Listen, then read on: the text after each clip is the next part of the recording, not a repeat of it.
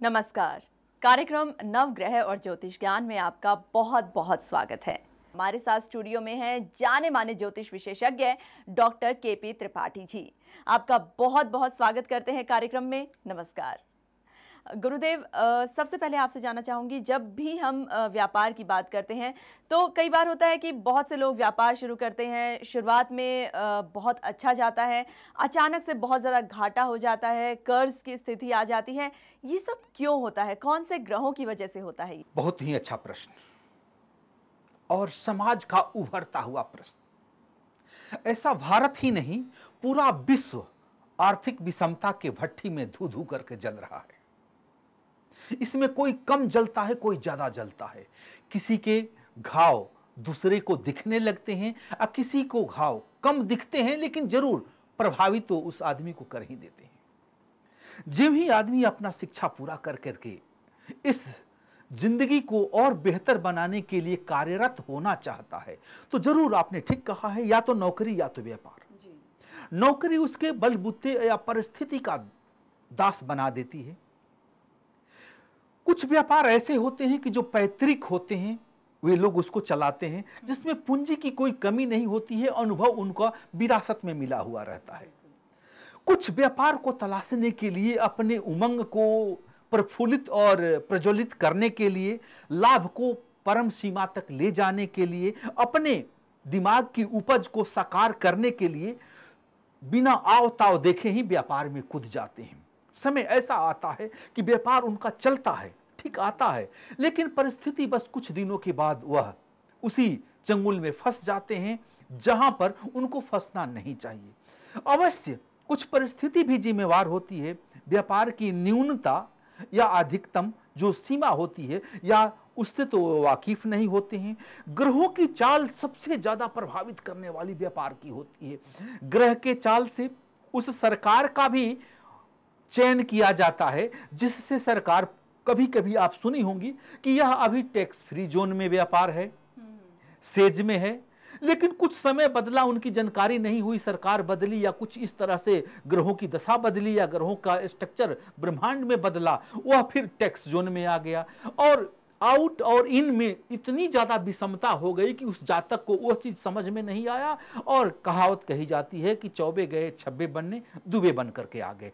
और वही व्यापार उनके गले की हड्डी बन जाती है, जो 2 साल 3 साल 4 साल पहले उनको लाभान्वित करती थी। उनकी कल्पनाएं इस तरह से प्रज्वलित हो गई थी कि लगता था कि 2-3 बरस में मैं बाजी मार लूंगा या यहां तक पहुंच जाऊंगा।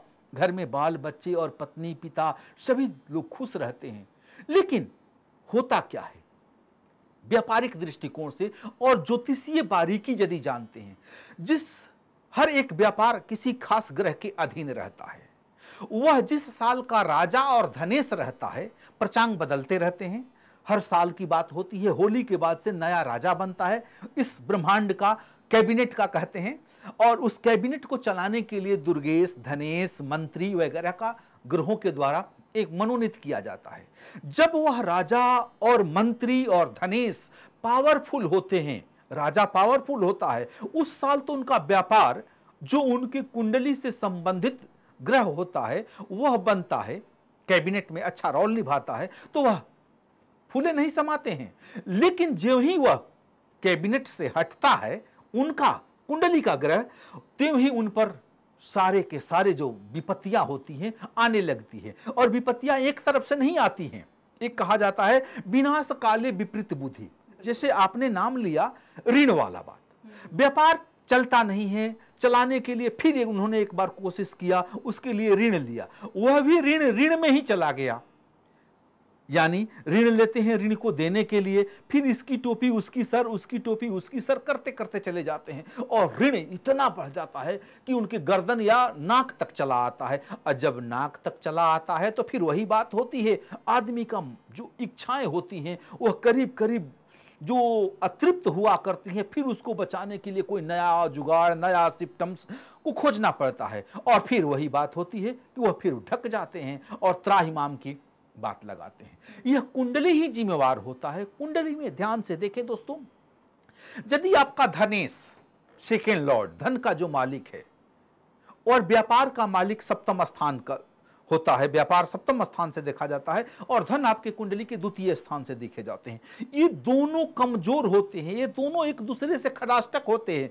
जब तक यह दोनों मजबूत आपके कुंडली में नहीं होते हैं तो आप व्यापार नहीं कर सकते हैं। धनेश को हमेशा उज्जवल किसी अच्छे राज्योकारक ग्रह के साथ या ऊंच का होना कुंडली में व्यापारी के लिए आवश्यक ही नहीं, अनिवार्य होता है। जब तक यह मजबूत नहीं होगा तब तक आप व्यापारी, उचित व्यापारी, सफल व्यापारी, धनी व्यापारी नहीं बन सकते हैं। ये मैं नहीं कहता, पूरा शास्त्र चिल्ला चिल्ला करके कहता है। जब यही स्थिति मजबूत होता है, धन का मजबूत होना यानी वाणी का मजबूत होना, कुटुंब का मजबूत होना, कोष का मजबूत होना। व्यापार शास्त्र कहता है, चाणक्य की नीति कहती है, यदि आप धन कमाना चाहते हैं तो धन कमाने के लिए 4 बातें होती हैं। आपकी भी बातें उसमें आ जाएगी।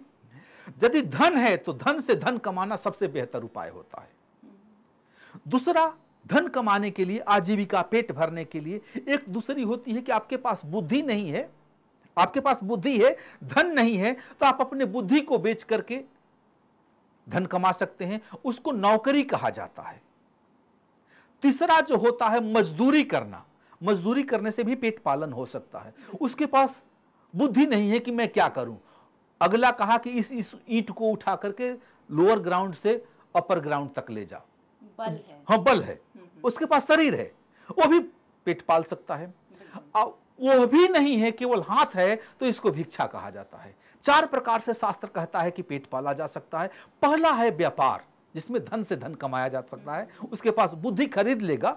बड़े बड़े धनांध एमएनसी कंपनी वाले ने अच्छे अच्छे जातक को रख लिए हैं सर्विस पर और उनको काम टारगेट दे करके धन कमा रहे हैं।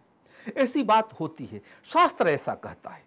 तो कहीं ना कहीं आपकी कुंडली भी लंबी चौड़ी जिम्मेवारी एक्सेप्ट करती है कि हमारा धनेश, हमारा पंचमेश, हमारा सप्तमेश दोषी है और चिल्ला चिल्ला करके कहता है कि मैं दोषी हूं। यहाँ पर एक सवाल हमारे सामने आया है। इनका नाम है विनीत और इनकी उम्र है, इनकी डेट ऑफ बर्थ इन्होंने दी है 22 मई 1968 जी। और इनका जन्म समय है इनका 8 AM जी। पटियाला का इनका जन्म है जी। और यूएसए से इन्होंने ये हमें मैसेज किया है। ये जानना चाहते हैं कि इन्होंने अपना व्यापार शुरू किया था, कोई बिजनेस इन्होंने स्टार्ट किया था, कुछ समय वो बिल्कुल ठीक चला, उसके उपरांत कुछ ऐसे हालात हुए कि इनको बहुत सा कर्ज लेना पड़ा और अब हालात इतने बदतर हैं कि ना तो व्यापार चल पा रहा है और ना ही ये अपने कर्ज को चुका पा रहे हैं। और साथ ही साथ इनको लगता है कि इनको अपना जीवन समाप्त कर देना चाहिए क्योंकि हालात बहुत ज़्यादा बिगड़ते जा रहे हैं, बहुत सा कर्ज इन पर आ गया है और एक तरफ है कि ये बहुत ज़्यादा एम्बिशंस हैं, व्यापार को अपने आगे लेकर जाना चाहते हैं, क्या करेंगे? इसी परिस्थिति से इन्हीं के पत्र देखते हुए आपने यह जी सर्कमस्टांसेस तैयार किया था। सबसे पहले तो मैं विनीत जी से कहता हूं कि यह बात एकदम आप छोड़ दें कि जीवन समाप्त करना चाहिए। नहीं, यदि आयु है आप में तो आप चाह करके भी कुछ कर नहीं सकते हैं। यही कहा जाता है, शास्त्र में यह भी लिखा गया है कि यह जो सारी जो 6 चीजें होती हैं, जीवन मरण जस अपजस विधि हाथ, हानि लाभ जीवन मरण जस अपजस विधि हाथ, यह रामचरितमानस की बहुत अच्छी लाइन है और यदि भारत में जन्मे हैं तो जरूर इस बात की जानकारी आपको होनी चाहिए। चलिए मैं आपकी कुंडली दिखाता हूं। सबसे पहले विनीत जी आप पटियाला के जन्मे हैं और जाकर के यूएसए में अपना विजय का पताका या व्यापार का पताका जरूर आपको 3.5 से 4.5 बरस तक बहुत ही अच्छा चला होगा। सबसे पहले आप मिथुन लग्न के जातक हैं। लग्नेश आपके कुंडली के लग्न में बैठा हुआ है। जुपिटर तृतीय स्थान में काल सर्प योग के जातक हैं। चंद्रमा जो धनेश है वह आपके कुंडली में कर्म स्थान में राहु के संग बैठा हुआ है और आपके कुंडली में मंगल और सूर्य 12वें घर में बैठे हुए हैं, मांगलिक हैं। मैं उम्मीद करता हूं कि आपकी जो धर्म पत्नी हैं, लक्ष्मी हैं, वो यदि मांगलिक होती तो यह नौबत नहीं आता। गुरुदेव जी आप यहाँ पर आए, आपने अपना कीमती वक्त दिया है, इसके लिए आपका बहुत बहुत शुक्रिया। नमस्कार।